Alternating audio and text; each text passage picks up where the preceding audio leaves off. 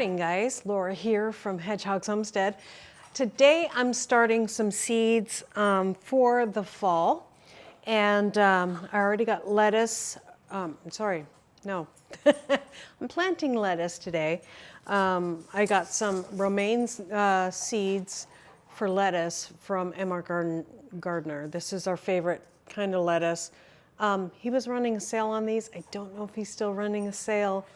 They were $1.50 a package, and there's approximately, it says, 1,000 seeds in here. So excited about that. So we're going to get the Paris Island cross romaine seeds, and I am going to start them in these simple trays. Yep. And I have little domes for them. Lettuce really likes the dome. They like to stay moist during germination, and they're kind of like carrot seeds in that way. So I'm going to bring you back a little bit so you can see what I'm doing. Cleaned these out since the last time I used them, which I should have. But what I did with my soil is that I made sure that the soil was, and this is starting soil. I haven't had great luck with just potting soil from the store. This is seed starting mix, so, and I did, even though it was seed starting mix and should be sterile, I went ahead and sterilized it myself. You can do that a couple different ways. Sorry, my puppies are playing. You can do that a couple different ways. You can run hot boiling water over your seed starting mix and do it that way. You can, another good thing that I should be doing is spraying a little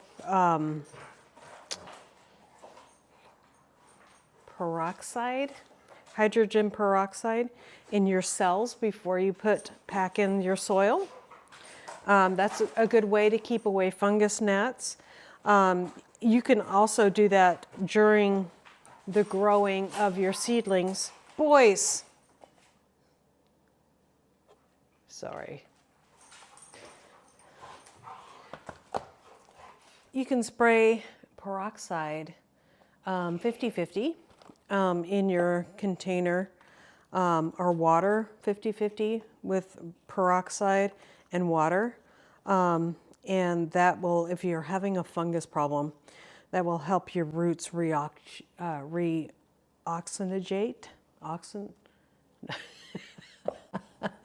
It will help your roots accept oxygen. So we're going to do 2 of these things of romaine lettuce, and I'm going to try my very best to only put 2 seeds in here in each cell, because last year was the first time that I ever grew just the heads. I've always done the cut and come again.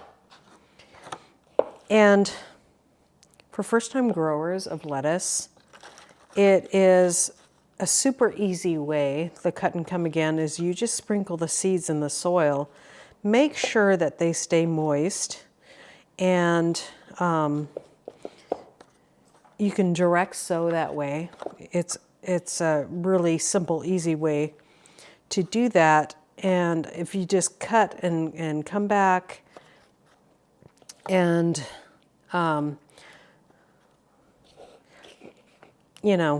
over and over again, that will keep on producing lettuce for you.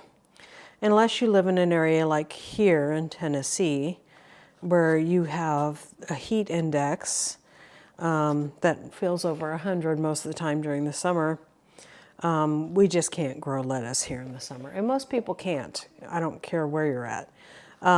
It's more of a fall, spring vegetable.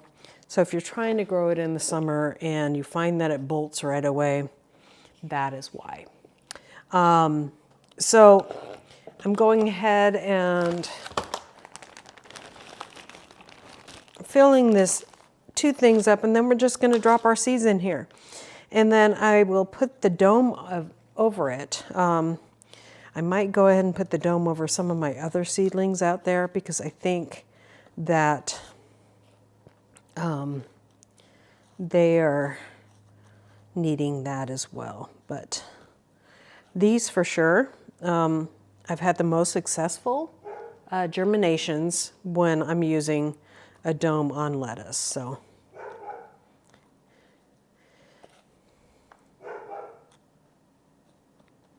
Okay.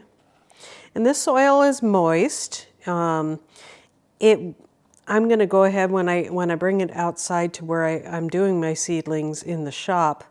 I will just mist it on top because it is not wet enough to really germinate a seed right now. So, and then once I put that dome on there, that will hold in moisture longer, and it will give it a better chance for the lettuce to germinate.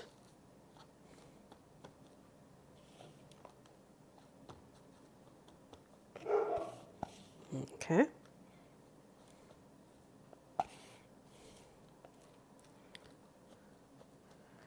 A lot of sticks in seed soil. Even in this little seedling soil, there shouldn't be any sticks. And I'm finding that there's just been a quality that kind of seems to have gone downhill in potting soil lately, and I'm going to call it. And I think that's exactly what it is. I think that there's such a demand for it that it's just kind of gone downhill. Hands, get that soil off of there after pushing that all in really good. And now I'm going to get my seeds out.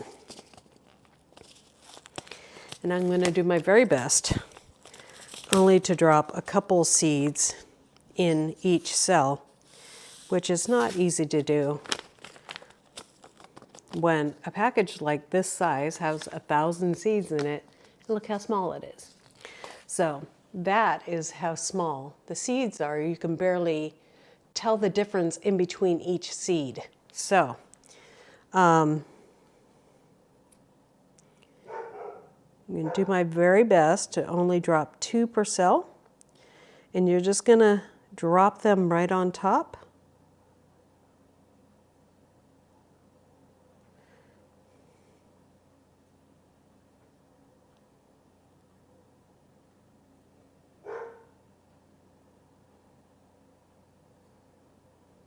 Nope.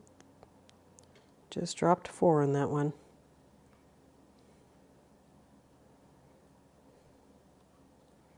I'm okay with 3, but not 4.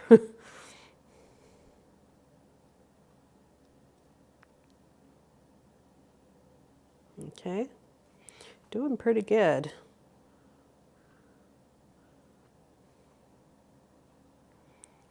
Okay. Oh, there's 3 in that one.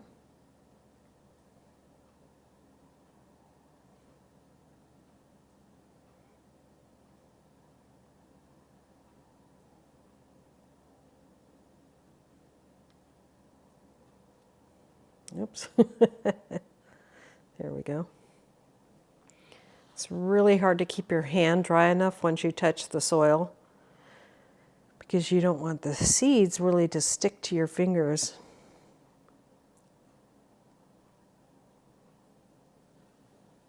So I keep on drying my hand off.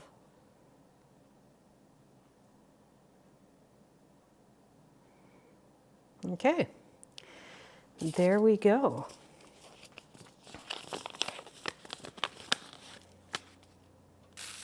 The rest goes in there. And because when I ordered these, he only said that there was 25 seeds per package. And then I got them and they were 1,000. I think I'll have romaine for days. So check out M.R. Gardner, not affiliation of any kind, just love his company. He's really reasonable on seeds. An average package of seeds from him costs $2 instead of $4 or $5, like you see in the store. So And the germination rate is decent. So now I'm just kind of moving the soil around, patting it down, making sure that those seedlings or those seeds have good contact with that soil. And I'll bring you in closer. Some of them are going to be covered when I bring it in closer. You don't have to cover them, but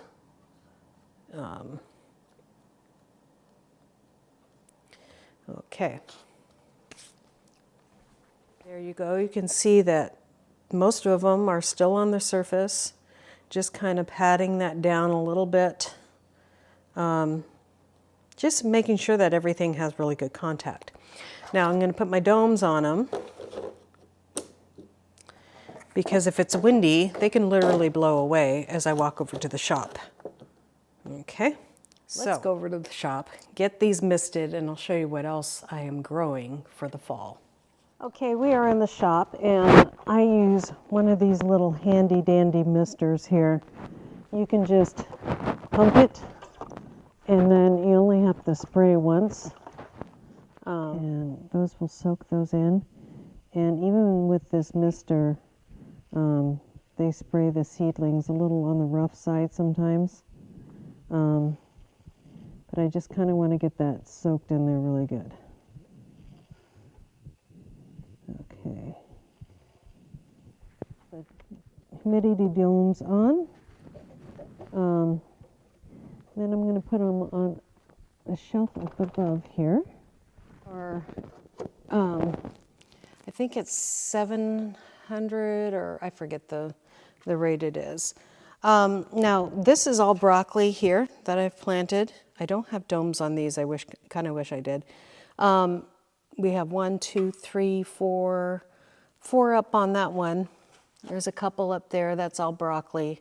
This is cabbage, broccoli, and then this is a mix of everything. This is cabbage over here. I think this is broccoli over here, and then we have some thyme and sage and just some other few things. Now, the other things that I will start for the fall is like our Swiss chard, our kale. That will go through almost the whole winter.